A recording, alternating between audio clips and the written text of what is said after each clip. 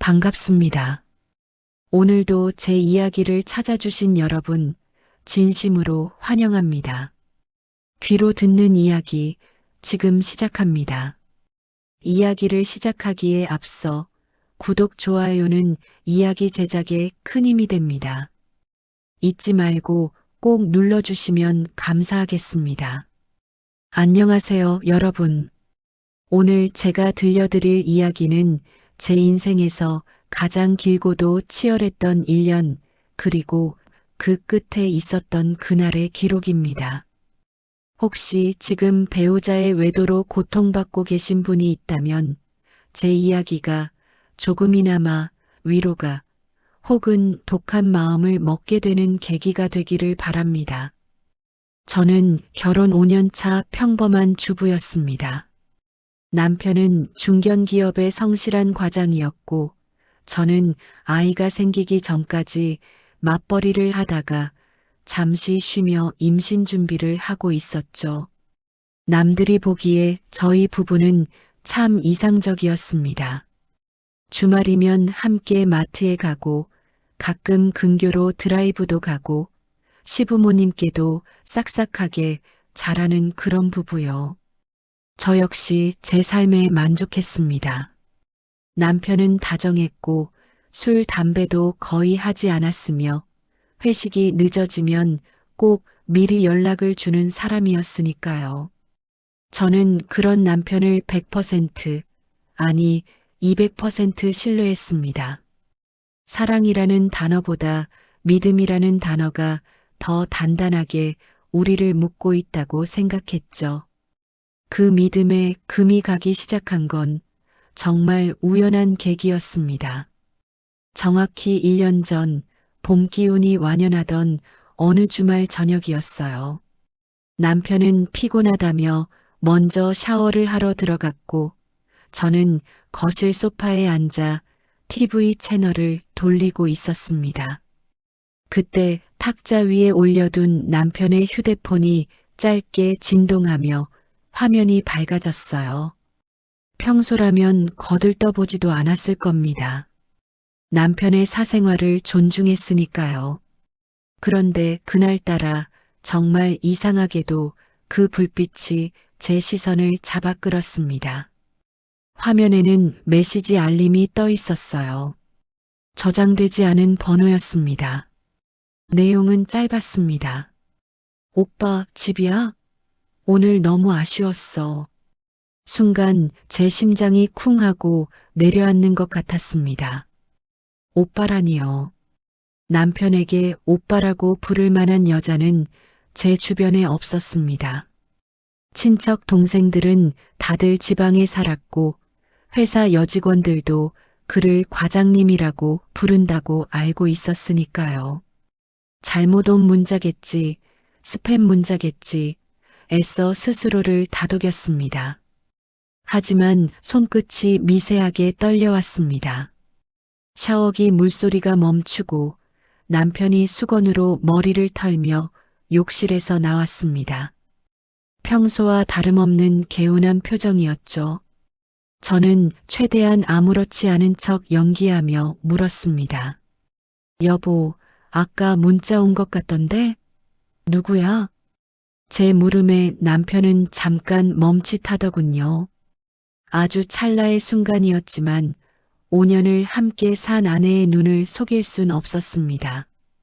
그는 자연스럽게 휴대폰을 집어들며 대수롭지 않게 말했습니다. 아, 김대리. 내일 중요한 미팅 자료 때문에. 별거 아니야. 김대리요. 제가 알기로 김대리는 남자 직원이었습니다. 그런데 오빠라고 부르며 아쉬웠다는 문자를 보낸다고요. 명백한 거짓말이었습니다. 심장이 미친 듯이 뛰기 시작했지만 저는 일단 모르는 척 넘어갔습니다. 여기서 따져 물어봤자 오해다, 내가 잘못 본 거다 라며 발뺌할 게 뻔했으니까요.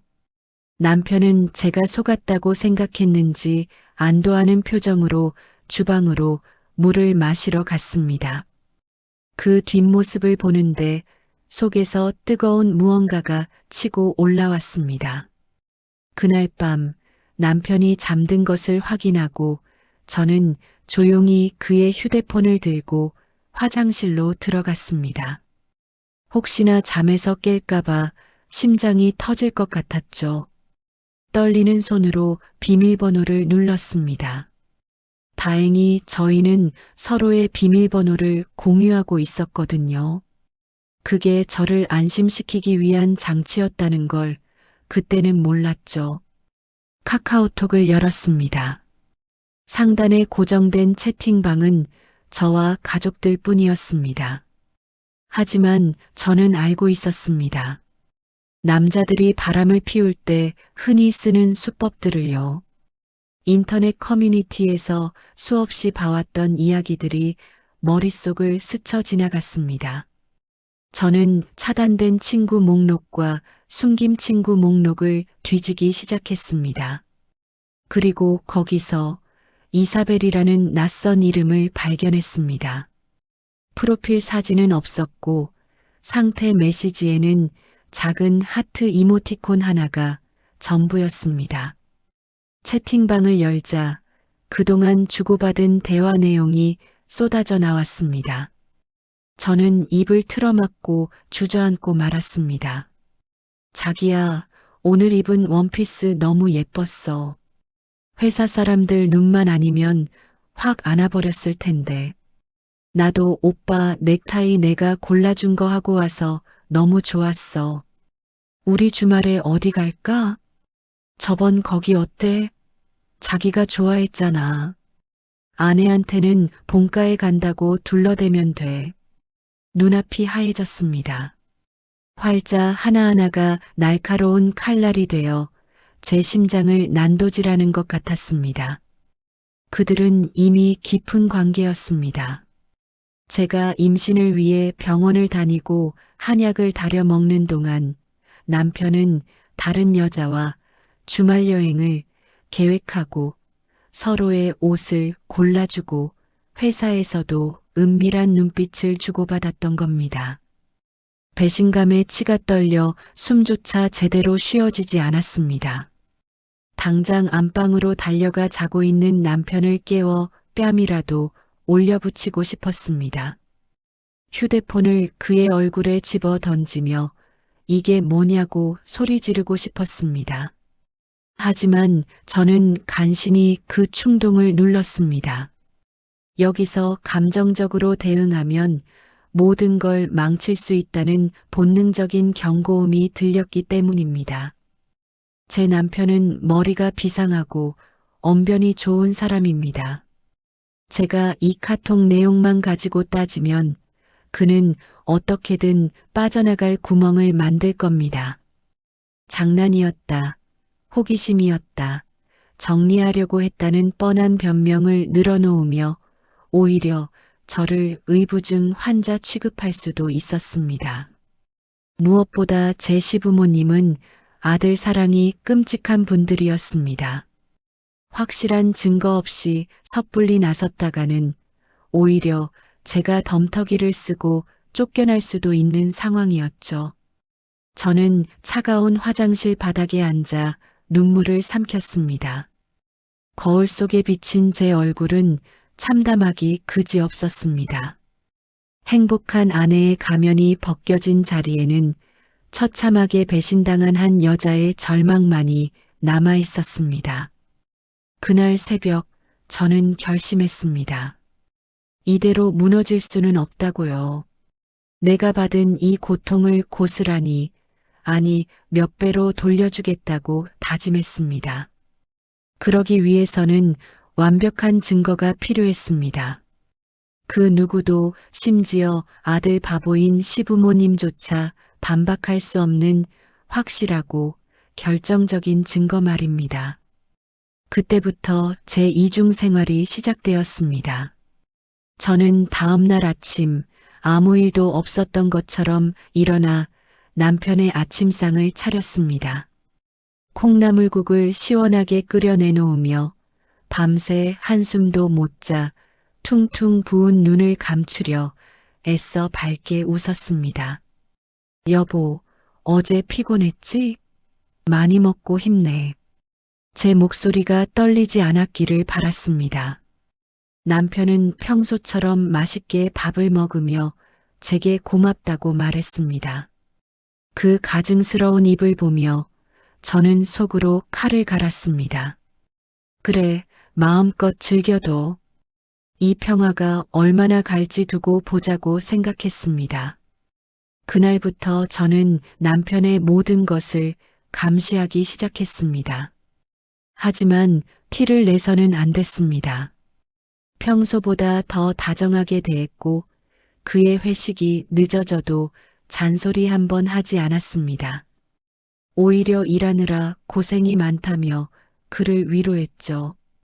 남편은 그런 저를 보며 점점 안심하는 눈치였습니다. 제가 아무것도 모른다고 확신하는 듯 했죠. 그 방심이 저에게는 기회였습니다.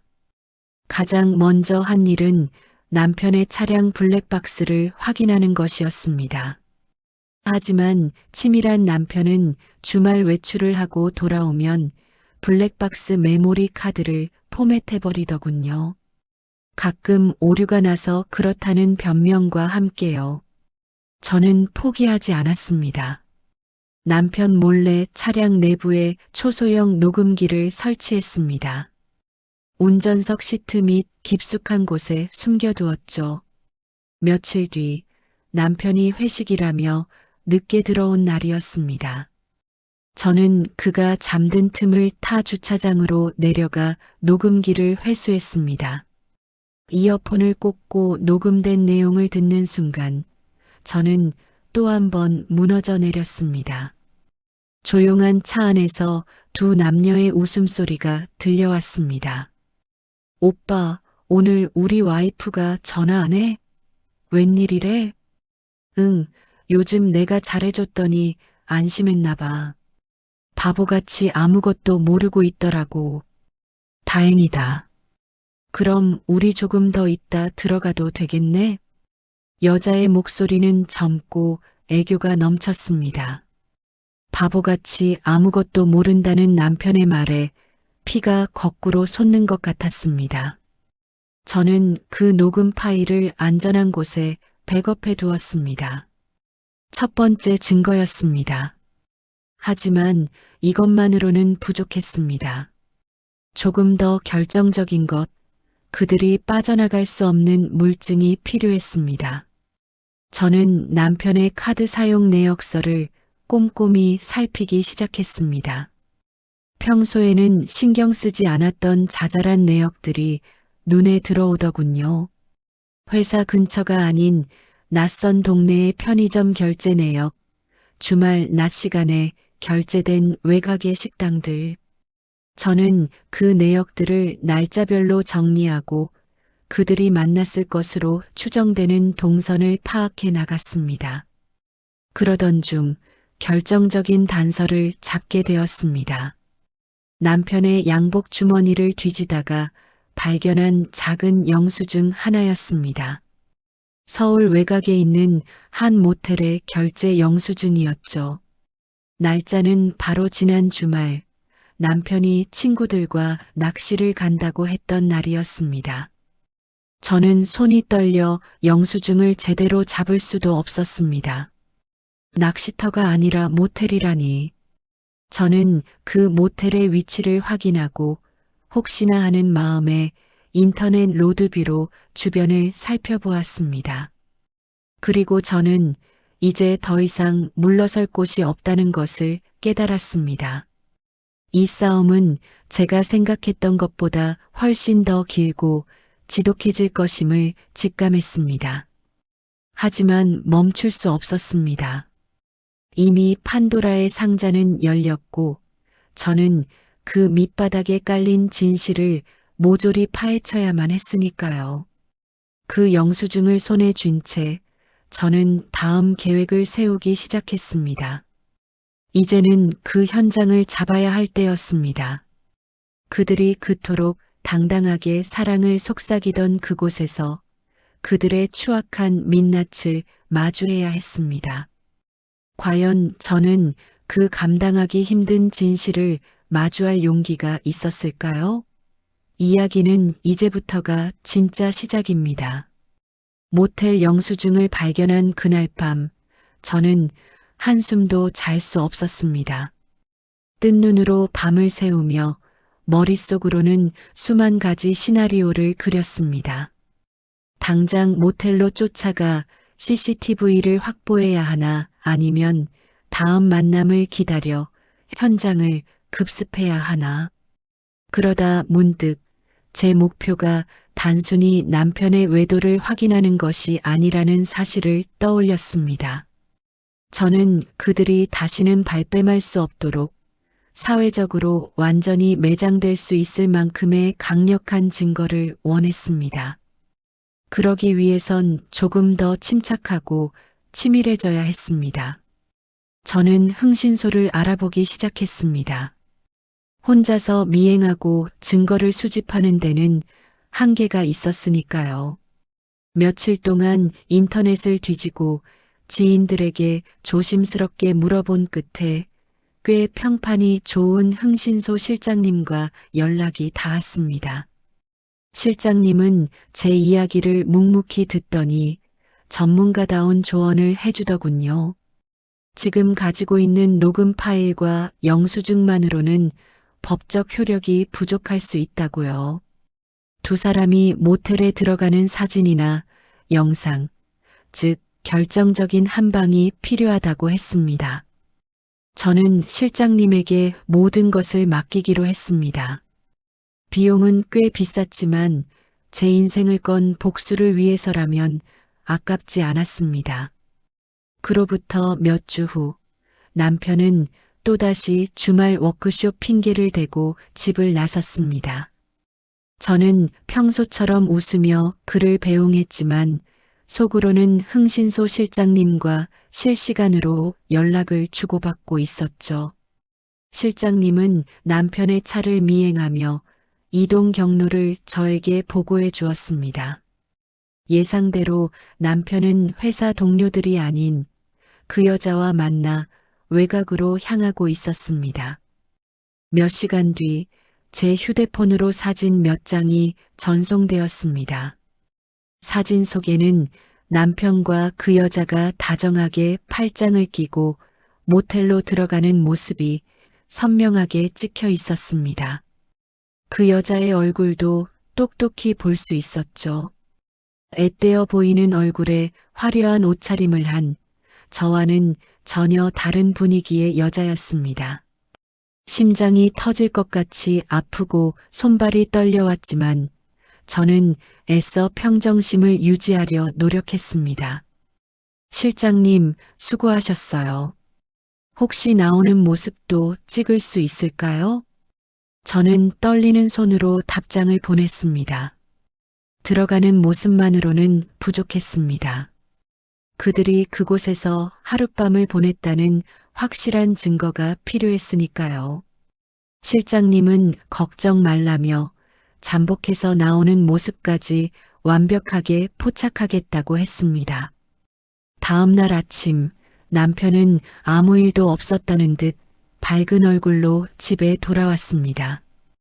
워크숍 어땠어? 피곤하지 않아? 라는 제 물음에 그는 능청스럽게 뭐 다들 고생했지. 그래도 팀워크 다지는 데는 좋았어. 라고 대답하더군요. 그 가증스러운 연기에 구역질이 날 것 같았습니다. 몇 시간 뒤 흥신소 실장님으로부터 다시 연락이 왔습니다. 이번엔 동영상이었습니다.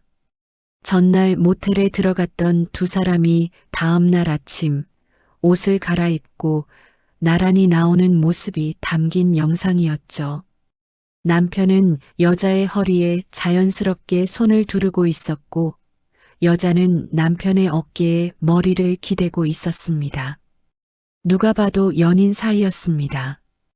저는 그 영상을 USB에 안전하게 저장했습니다. 이제 제 손에는 그들을 무너뜨릴 수 있는 핵폭탄급 증거가 쥐어져 있었습니다.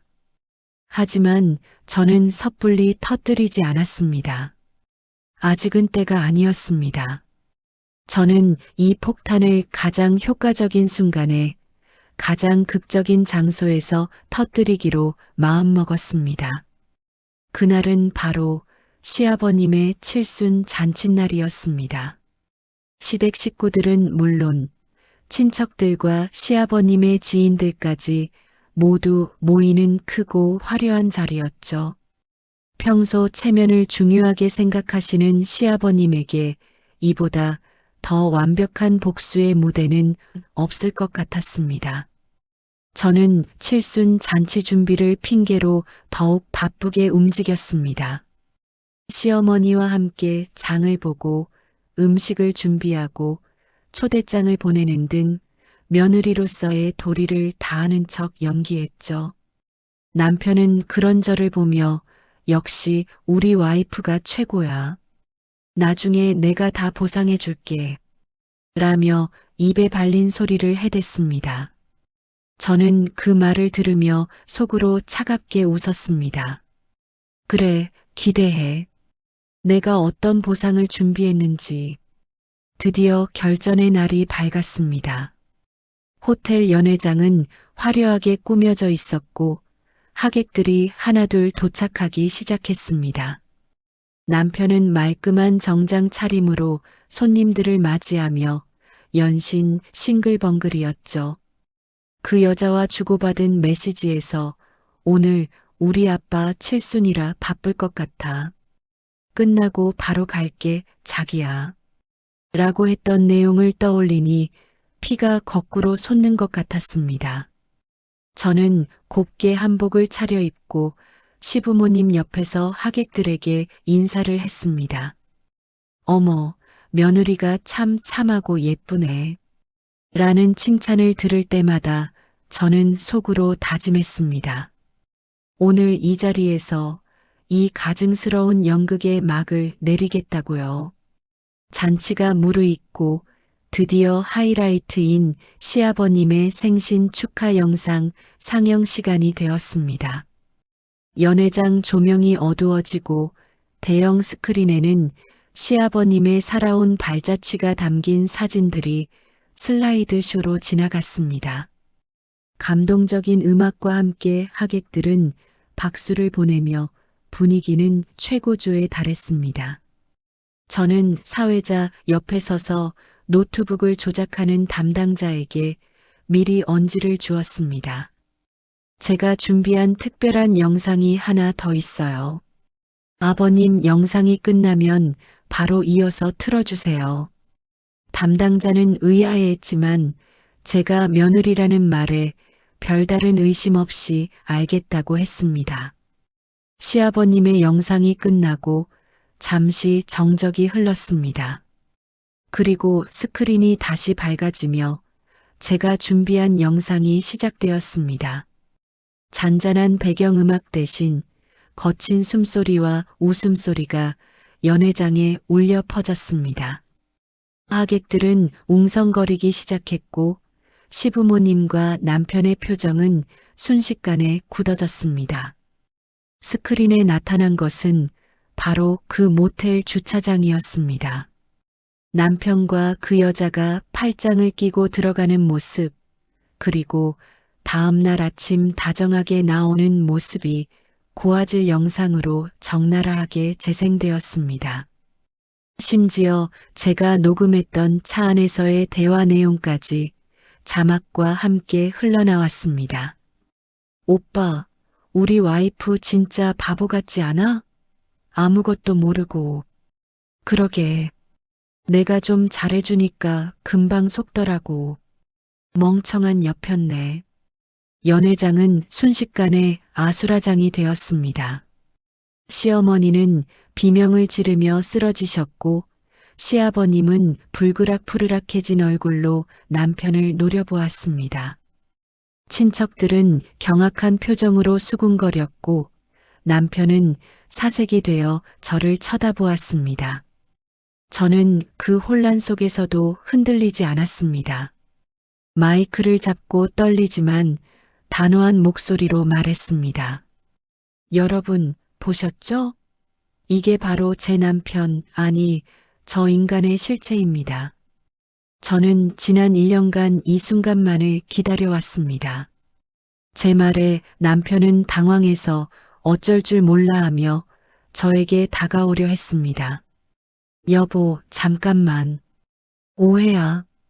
이거 다 조작된 거야. 저는 그의 말을 가로막으며 소리쳤습니다. 조작? 내 입으로 뱉은 말들이 조작이라고? 저 영상이 조작이라고? 더러운 변명 따위 집어치워. 저는 품에서 미리 준비해둔 이혼 소송 서류 봉투를 꺼내 그의 얼굴에 집어 던졌습니다. 봉투 안에는 그동안 제가 수집한 모든 증거물들의 사본이 들어 있었죠. 카카오톡 대화 내용, 블랙박스 녹음 파일, 카드 사용 내역서, 모텔 영수증, 그리고 흥신소에서 찍은 사진과 영상들까지. 이게 내 대답이야. 너랑은 이제 끝이야. 위자료, 재산 분할, 한 푼도 빠짐없이 다 받아낼 거니까 각오해. 저는 말을 마치고 뒤도 돌아보지 않고 연회장을 빠져나왔습니다. 뒤에서 시댁 식구들의 곡소리와 하객들의 웅성거림, 그리고 남편이 저를 부르는 비참한 목소리가 들려왔지만 저는 멈추지 않았습니다. 호텔 로비로 나오자 찬바람이 제 볼을 스치고 지나갔습니다. 그제야 참고 있던 눈물이 터져 나왔습니다. 1년간의 지독했던 싸움이 드디어 끝났다는 안도감과 함께 믿었던 사람에게 배신당한 처절한 아픔이 밀려왔습니다. 하지만 저는 주저앉아 울지 않았습니다. 이제부터 시작될 진짜 싸움을 위해 저는 더 강해져야 했으니까요. 저는 택시를 잡아타고 친정으로 향했습니다. 이제 저에게는 저를 지지해주고 사랑해주는 가족들이 있었습니다.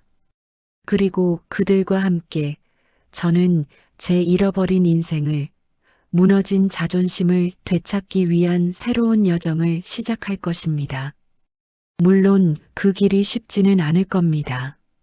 남편과 시댁의 반격도 만만치 않겠죠. 하지만 저는 두렵지 않습니다. 제 손에는 진실이라는 가장 강력한 무기가 있으니까요. 이 이야기는 여기서 끝이 아닙니다.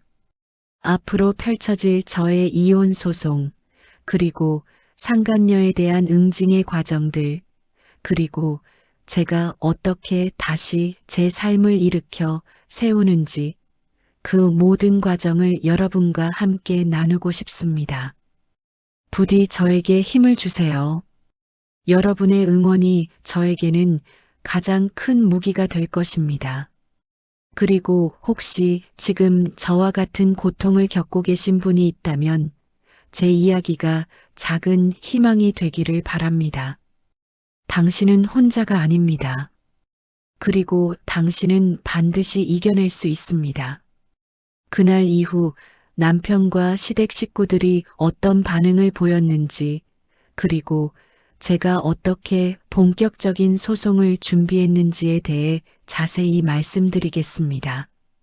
친정집에 도착해 초인종을 누르니 잠옷 차림으로 나오신 엄마가 제 얼굴을 보고 깜짝 놀라셨습니다.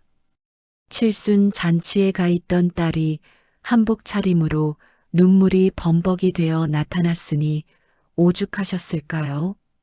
저는 엄마를 붙잡고 한참을 울었습니다. 그동안 혼자서 그 지독한 비밀을 감당하며 1년을 버텼던 시간이 파노라마처럼 스쳐 지나갔습니다. 아버지는 묵묵히 제 어깨를 다독여 주셨고 엄마는 같이 울어주며 제 한복을 벗겨주셨습니다. 그제야 제가 돌아갈 곳이 있다는 사실에 안도감이 들더군요. 하지만 폭풍은 이제부터 시작이었습니다. 제 휴대폰은 쉴 새 없이 진동했습니다. 남편의 부재중 전화가 수십 통이 찍혔고 시어머니의 독설 섞인 문자 메시지들이 쏟아졌습니다. 내가 어떻게 우리 집안 망신을 그렇게 줄 수 있느냐. 아버님 뒷목 잡고 쓰러지셨는데 내가 사람 자식이냐는 식의 원망들이었죠. 적반하장도 유분수지. 아들의 분류는 안중에도 없고 오로지 남들의 시선과 칠순 잔치를 망친 것만 탓하는 시댁 식구들의 태도에 정이 뚝 떨어졌습니다. 다음 날 아침 결국 남편이 친정집 앞으로 찾아왔습니다. 어제 연회장에서의 당당함은 어디 갔는지 엉망이 된 몰골로 무릎을 꿇고 빌더군요. 여보, 내가 미쳤었어. 잠깐 호기심이었어. 정말 정리하려고 했단 말이야. 라는 뻔한 변명을 늘어놓으면서요. 저는 대문조차 열어주지 않았습니다. 인터폰 너머로 차갑게 말했죠. 잠깐의 호기심으로 1년 동안 모텔을 드나드니 정리하려고 내 옷을 골라달라고 하고 내 뒷담화를 했어? 너는 사람이 아니야. 법원에서 보자. 제 단호한 태도에 남편은 문을 두드리며 소리를 지르다가 결국 돌아갔습니다. 저는 곧장 변호사 사무실로 향했습니다. 어제 터뜨린 폭탄은 시작일 뿐이었습니다. 저는 그동안 모아둔 카드 내역을 통해 남편이 그 여자에게 사준 가방과 옷, 심지어 생활비까지 보태준 정황을 모두 파악해둔 상태였습니다. 변호사님은 제 증거들을 보더니 혀를 내두르시더군요.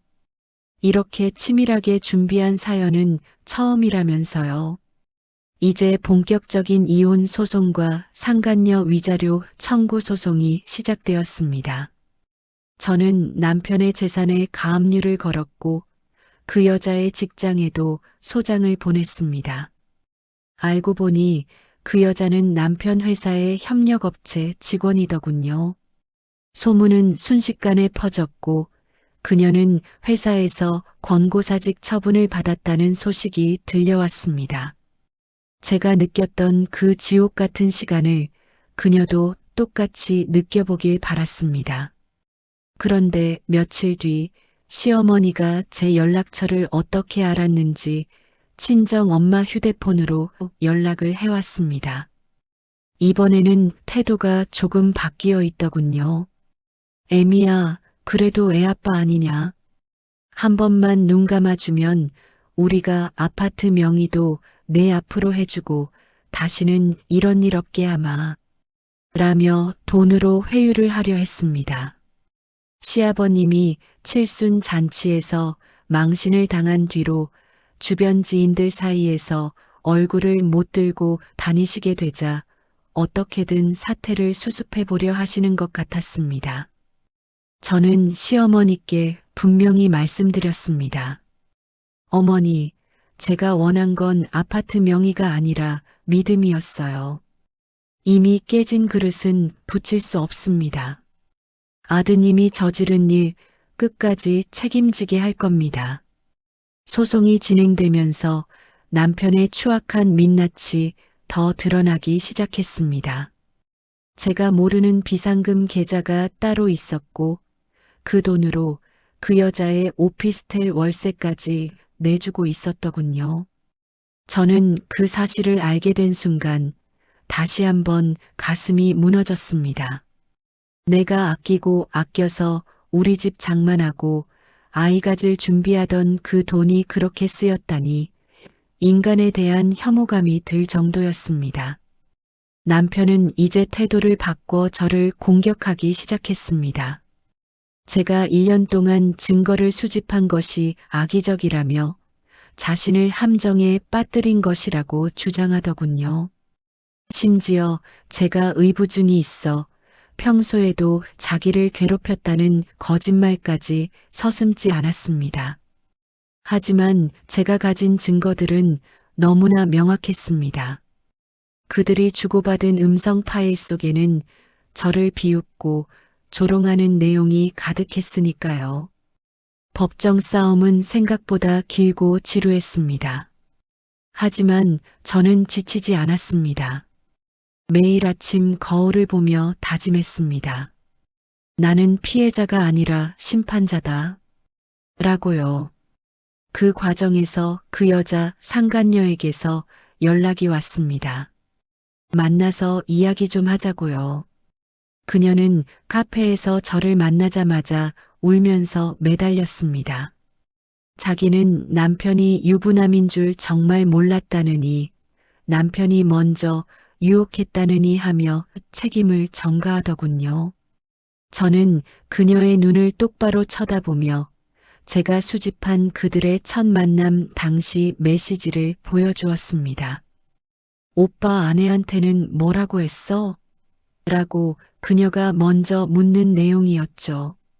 그녀의 얼굴이 하얗게 질리는 것을 보며 저는 차갑게 웃었습니다. 내가 몰랐다고? 이 메시지는 귀신이 쓴 거니? 거짓말도 정도껏 해. 너희 둘 다 똑같은 인간들이야. 저는 그녀가 내미는 합의서를 찢어버리고 자리를 일어났습니다. 합의 따위는 안중에도 없었습니다. 오로지 법의 심판대 위에 그들을 세우는 것만이 제 목표였으니까요. 남편은 이제 직장에서도 징계 위기에 처했고 시댁은 그날의 잔치 이후로 친척들과 발길을 끊었다는 소문이 들려왔습니다. 지독했던 여름이 지나고 가을이 왔을 때 드디어 1심 판결이 나왔습니다. 결과는 제 완승이었습니다. 위자료는 이례적으로 높은 금액이 책정되었고 재산 분할에서도 제 기여도가 높게 인정되었습니다. 상간녀 역시 상당한 금액의 위자료를 배상하라는 판결을 받았죠. 판결문을 받아든 날 저는 처음으로 통쾌하게 웃었습니다. 하지만 승리의 기쁨도 잠시 남편이 판결에 불복해 항소를 하겠다는 소식이 전해졌습니다. 그는 끝까지 구질구질하게 제 발목을 잡으려 했습니다. 돈이 아까운 건지 아니면 저를 끝까지 괴롭히고 싶은 건지 알 수 없었습니다. 하지만 저는 두렵지 않았습니다. 항소심을 준비하며 저는 더 놀라운 사실을 하나 더 발견하게 되었거든요. 남편과 그 여자가 단순히 불륜 관계를 넘어 회사 자금을 횡령한 정황이 포착된 것입니다. 그들이 함께 여행 다니고 명품을 샀던 그 돈의 출처가 의심스러워 파헤치다 보니 남편이 회사의 공금을 유용한 흔적이 보였습니다.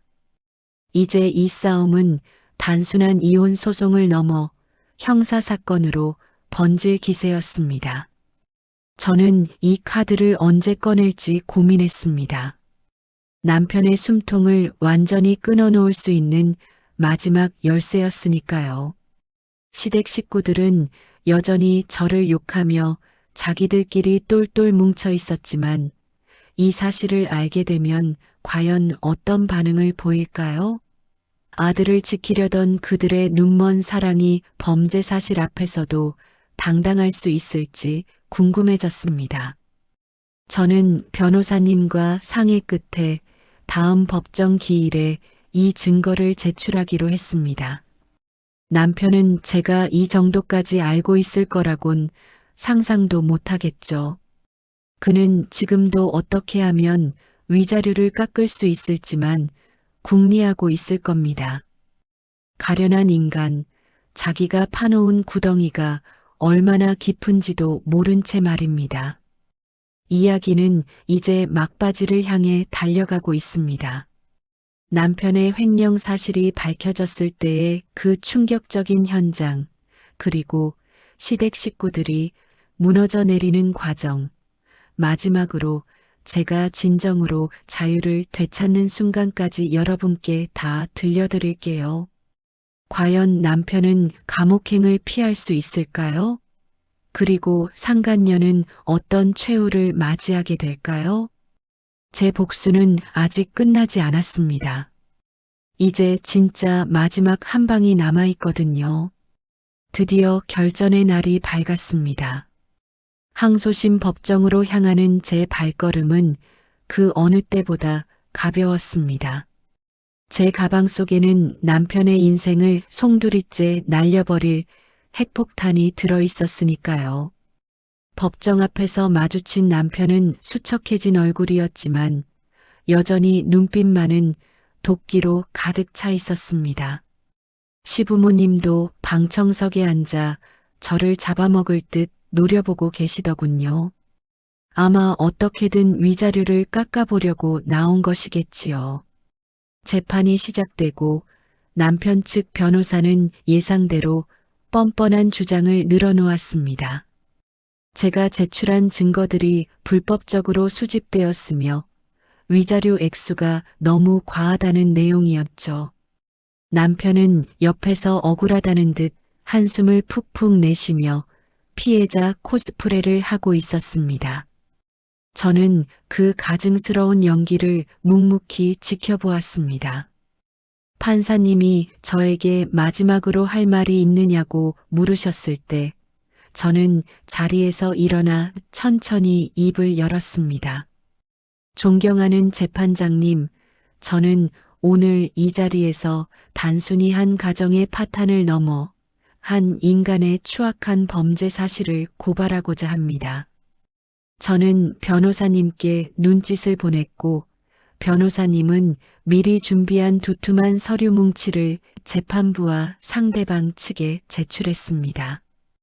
그것은 바로 남편의 차명, 계좌 내역과 회사법인 카드 불법 사용 내역, 그리고 그 돈이 상간녀에게 흘러 들어간 정황이 담긴 증거들이었습니다. 피고는 지난 2년간 회사의 공금을 횡령하여 상간녀와의 유흥비로 탕진했습니다.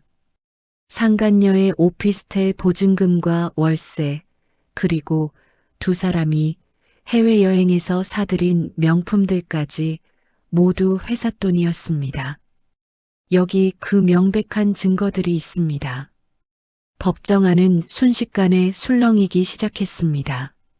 방청석에 앉아있던 시부모님의 얼굴이 흑빛으로 변하는 게 보였습니다. 남편은 사시나무 떨듯 떨며 변호사를 쳐다봤지만 변호사 역시 당황한 기색이 역력했습니다. 단순한 이혼 소송이 거액의 횡령 사건으로 비화하는 순간이었으니까요. 판사님의 표정도 심각하게 굳어졌습니다. 증거들을 꼼꼼히 살펴본 판사님은 남편을 향해 서리빨 같은 목소리로 물으셨습니다. 피고, 이 증거들이 모두 사실입니까? 회사 공금에 손을 댄 것이 맞습니까? 남편은 아무 말도 하지 못하고 고개만 푹 숙였습니다.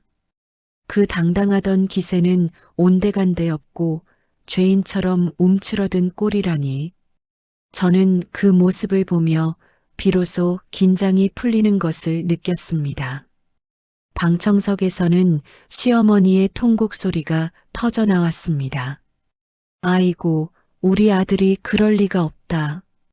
저 여자가 다 꾸민 짓이다. 라며 악을 쓰시더군요. 하지만 이미 엎어진 물이었습니다. 시아버님은 망연자실한 표정으로 바닥만 바라보고 계셨습니다. 아들의 분류는 어떻게든 돈으로 막아보려 했겠지만 횡령은 차원이 다른 문제라는 걸 아신 거지요. 결국 이날의 재판은 남편의 완벽한 패배로 끝났습니다. 판사님은 항소를 기각하고 원심을 확정지었을 뿐만 아니라 횡령 혐의에 대해서는 검찰에 수사를 의뢰하겠다고 밝히셨습니다. 남편은 법정 경위들에게 이끌려 나가면서 저를 향해 뭐라고 소리를 질렀지만 저는 그 소리를 듣지 않고 법정을 빠져나왔습니다. 그날 이후 시댁은 문자 그대로 풍비박산이 났습니다. 남편의 회사는 발칵 뒤집혔고 즉각적인 해고와 함께 남편을 횡령 및 배임 혐의로 고소했습니다. 횡령 액수가 수억 원대에 달했기에 실형을 피하기는 어려울 것이라는 전망이 나왔습니다. 그 잘난 체면을 목숨처럼 여기던 시아버님은 아들의 구속 소식에 충격을 받아 쓰러지셨고, 시어머니는 합의금을 마련하기 위해 그렇게 아끼던 아파트와 폐물들을 급하게 처분해야 했습니다. 저에게 아파트를 주며 회유하려던 그 집이 결국 아들의 죗값을 치르는데 쓰이게 된 것이죠. 인과응보라는 말이 이보다 더 잘 어울릴 수는 없었습니다. 상간녀의 최후도 비참했습니다. 그녀 역시 횡령 공모 혐의로 조사를 받게 되었고, 이미 직장도 잃고 빈털터리가 된 상황에서 막대한 손해배상 청구까지 감당해야 했습니다. 그녀가 살던 그 화려한 오피스텔에서도 쫓겨나 고시원을 전전하고 있다는 소문이 들려왔습니다. 남의 눈에 피눈물 흘리게 한 대가를 혹독하게 치르고 있는 셈이죠. 저는 이 모든 과정을 지켜보며 마지막으로 남편을 면회하러 갔습니다. 구치소 접견실 유리창 너머로 보이는 남편은 불과 몇 달 사이에 10년은 늙어 보였습니다. 덥수룩한 수염에 초점 없는 눈동자. 제가 사랑했던 그리고 믿었던 남자의 모습은 어디에도 없었습니다. 그는 저를 보자마자 울먹이며 말했습니다. 여보, 내가 잘못했어. 제발 탄원서 한 장만 써줘. 나 여기서 나가면 정말 당신한테 평생 속죄하면서 살게. 응? 저는 그 비굴한 모습을 보며 차갑게 웃어주었습니다. 탄원서? 내가 왜? 나는 내가 거기서 아주 오랫동안 내가 저지른 짓들을 하나하나 곱씹으면서 고통받기를 원해. 그게 내가 너에게 주는 마지막 선물이야. 저는 미련 없이 자리에서 일어났습니다. 뒤에서 유리를 두드리며 절규하는 남편의 목소리가 들렸지만 제 발걸음은 멈추지 않았습니다. 구치소를 나오는 길, 올려다본 하늘은 눈이 시리도록 파랗고 높았습니다. 1년 넘게 저를 짓눌러 왔던 무거운 짐이 완전히 사라진 기분이었습니다. 이제 저는 다시 혼자가 되었습니다. 하지만 예전에 그 순진하고 바보 같았던 아내는 더 이상 없습니다. 지독한 배신과 싸움 속에서 저는 스스로를 지키는 법을 배웠고, 돈보다 사랑보다 더 중요한 것이 나 자신의 존엄성이라는 것을 깨달았습니다. 친정 식구들의 따뜻한 보살핌 속에서 저는 조금씩 일상을 회복하고 있습니다. 다시 일도 시작했고 미뤄뒀던 취미 생활도 배우고 있습니다. 가끔은 악몽을 꾸기도 하고 문득문득 치밀어 오르는 분노에 힘들 때도 있지만 저는 압니다. 이 또한 지나갈 것이고 저는 더 단단해질 것이라는 거요. 오늘 제 긴 이야기를 들어주신 여러분, 진심으로 감사합니다. 혹시 지금 이 순간에도 배우자의 배신으로 고통받으며 어둠 속에 웅크려 계신 분이 있다면 꼭 말씀드리고 싶습니다. 당신의 잘못이 아닙니다. 그리고 당신은 혼자가 아닙니다. 두려워하지 말고 맞서 싸우세요. 치밀하게 준비하고 냉정하게 판단하세요. 감정에 호소하는 저들의 가증스러운 연기에 속지 마세요. 진실은 반드시 승리하고 정의는 어떤 방식으로든 구현된다는 것을 제가 보여드렸잖아요. 저의 이 지독했던 복수극이 여러분에게 작은 용기가 되었기를 바랍니다. 저는 이제 과거의 아픔을 뒤로하고 오롯이 나 자신을 위한 새로운 인생을 향해 힘차게 걸어 나갈 것입니다. 여러분의 삶에도 부디 평화와 행복이 가득하기를 기원합니다. 감사합니다.